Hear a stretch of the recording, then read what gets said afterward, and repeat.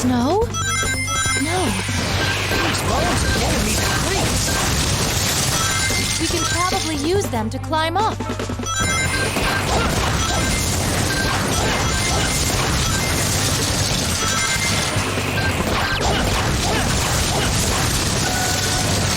doesn't seem very sturdy. Try breaking it with a homing attack. It's huge. There must be something up there. Want to try checking it out?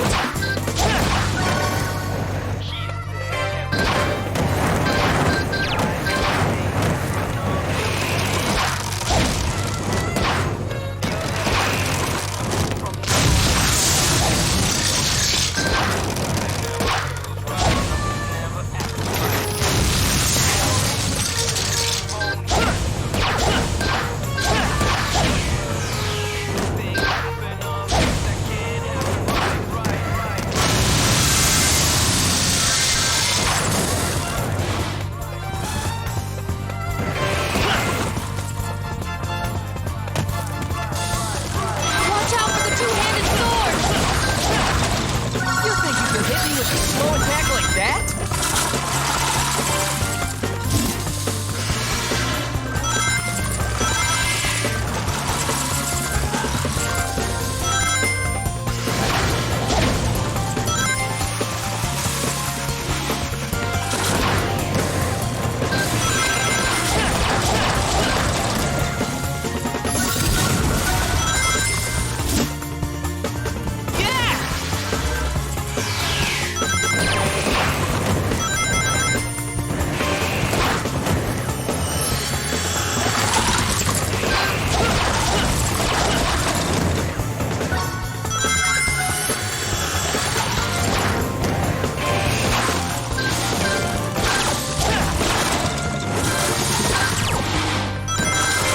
There's something about the eyes in his skull.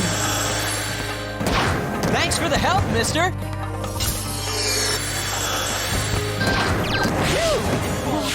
Look, it's full of treasure. Is this a tomb? It looks like some kind of arena. King Solomon should be in here. I'd almost rather it were deserted at this point.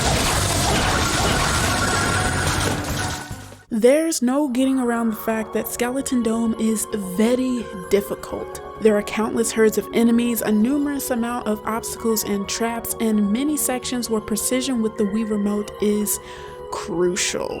However, as you've just seen, it is doable. And not only is it doable, but it's doable to complete in a fancy manner as well. First, let's talk about how to overcome the challenges Skeleton Dome throws at you, and then we'll get into the personalized tactics you can use to complete this stage in your own way.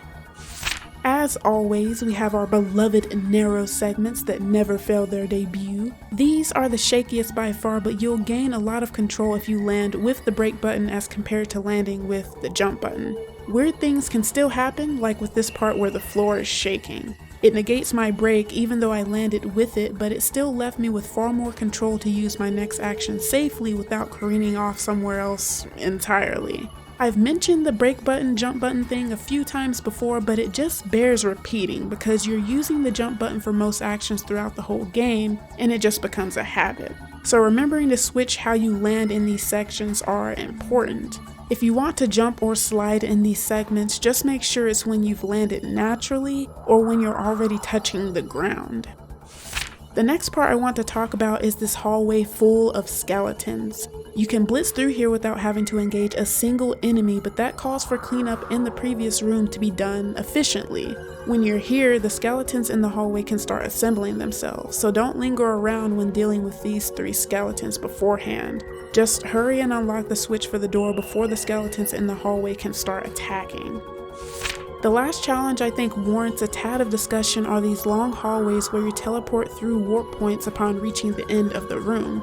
Precision is definitely necessary here, at least in the context for doing a challenge run, that is. I've had times where I've smacked right into warp points because I moved to the left or right too fast and ultimately lost control. The enemies and obstacles in your way definitely test you in this area because they are usually aligned right in the path you want to go. so you'll need to go around them and then line yourself back up with your chosen path. The good news is that you have the option to homing attack enemies to preemptively line yourself up with where you want to go, so that can definitely make things easier. When it comes to the tech you'll find great use of, Aegis Slide is going to be your very best friend in Skeleton Dome. You can use it to negate damage from the skeleton's attacks, the swinging hatchets, and spiked traps. And there are so many of them littered everywhere in Skeleton Dome, so it's just about where you personally want to make use of it. For me, I loved using it to slide through the enemies or spiked balls that orbit switches you need to activate in order to progress. It keeps up the pace and is so satisfying to do. I do believe that the pace at which you go through the stage determines what position the spiked balls are in, so keeping your runs consistent will likely make it easier to time your way through.